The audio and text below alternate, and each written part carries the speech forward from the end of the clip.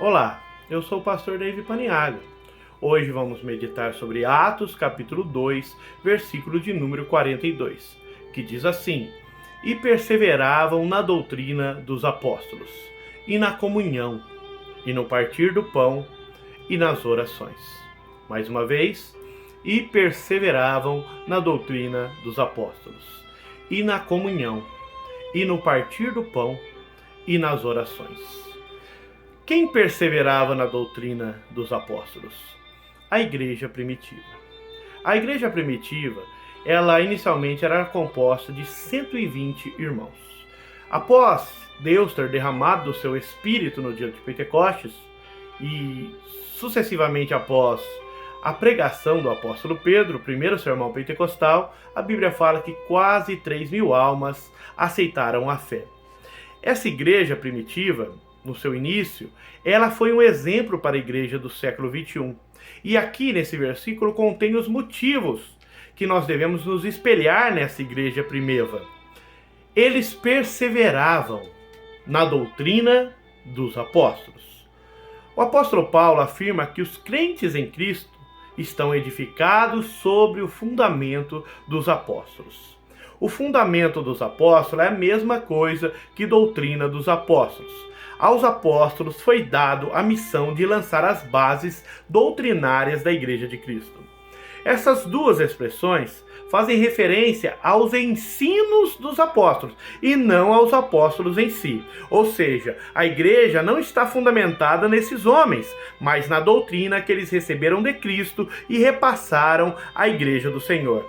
Essa doutrina foi concluída pelos apóstolos. Se você observar no seu Novo Testamento, eu quero acrescentar uma informação para você. Para ele ser elegido, um dos critérios foi a apostolicidade, ou seja, tinha que ter alguma coisa a ver com um apóstolo. A gente começa ali apenas nos evangelhos. Mateus é um apóstolo, Marcos, ele é um discípulo de um apóstolo. Lucas, da mesma maneira, é discípulo de outro apóstolo. E João é um apóstolo. Então, os 27 livros do Novo Testamento, eles vão ter alguma ligação com um apóstolo de Cristo. Paulo, ao discorrer sobre o mistério do corpo de Cristo, fala de uma só fé, que deve ser preservada zelosamente pelos santos. O escritor da Epístola de Judas fala a respeito da fé que uma vez foi dada aos santos. Então, a questão da base doutrinária, ninguém pode acrescentar um tio sequer, ninguém pode tirar uma vírgula sequer. Por quê? Porque está fadado à condenação. Isso está lá nos últimos versículos de Apocalipse. A validade do que os apóstolos ensinaram está no fato que Jesus Cristo é a principal pedra de esquina, o fundamento principal. Ou seja, o Senhor é a base e o sustento da doutrina que os apóstolos ensinaram. Sem Cristo, esses ensinos não existiriam ou não teriam valor nenhum, afinal, Cristo é insubstituível. A unidade doutrinária conduz à comunhão perfeita. Dentro da unidade doutrinária não há lugar para heresia nem apostasia. Isso significa que não pode haver comunhão genuína cristã com 2 ou 3 pensamentos teológicos conflitantes. As seitas aparecem justamente aqui, quando o indivíduo ou um grupo apresenta uma doutrina contrária aos apóstolos do Senhor. Nesses últimos dias, muitos aparecem no nosso meio, dissimulando inverdades doutrinárias, com o intuito, e único intuito, de destruir a comunhão dos santos e dividir o rebanho do Senhor. 2 Tessalonicenses 2:3, 2 Pedro 2:1. Primeiro exemplo é esse: perseveravam na doutrina dos apóstolos. Segundo, perseveravam na comunhão. A palavra grega para comunhão é koinonia, significa ter em comum. Às vezes é traduzida no Novo Testamento como participar ou cooperar. Ela traz a ideia de cooperação e relacionamento espiritual entre os santos. O dicionário teológico da CPAD define comunhão como o vínculo de unidade fraternal mantida pelo Espírito Santo e que leva os cristãos a sentirem um só corpo em Cristo Jesus.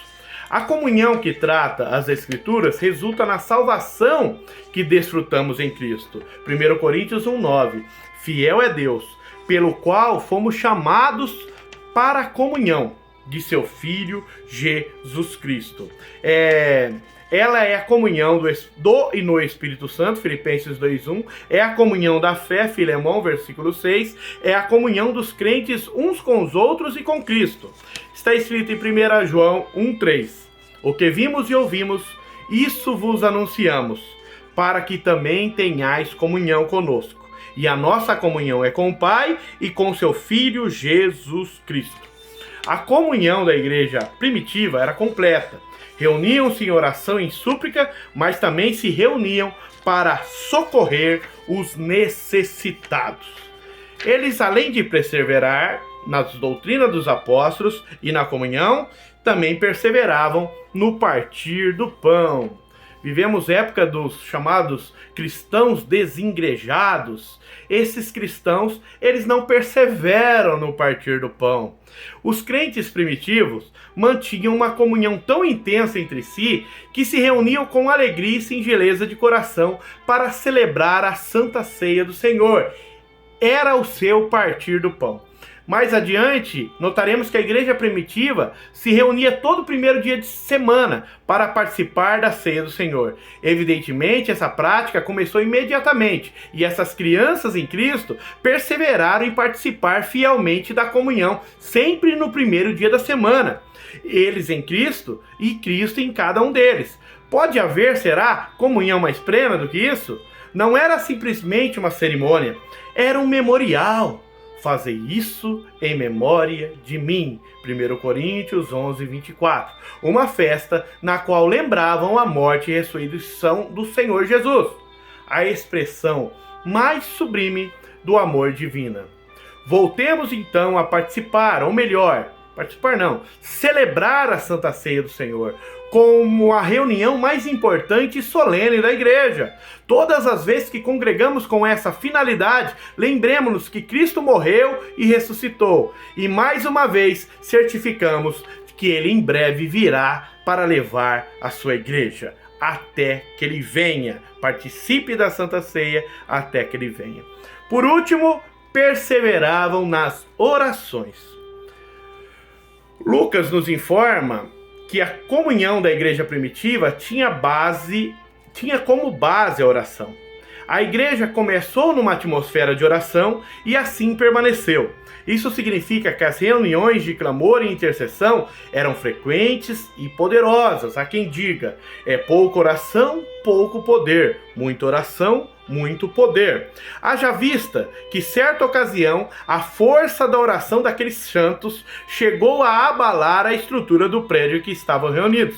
Isso está em Atos 4:31. E tendo eles orado, moveu-se o lugar em que estavam assentados, e todos foram cheios do Espírito Santo, e anunciavam com ousadia a palavra de Deus. Sem oração, a comunhão da igreja perde a força e a influência. Sua igreja é uma comunidade de clamor e intercessão, ela ainda move o coração de Deus. É hora de clamar, é hora de perseverar na doutrina dos apóstolos, na comunhão, no partir do pão e nas orações. Que Deus abençoe todos vocês.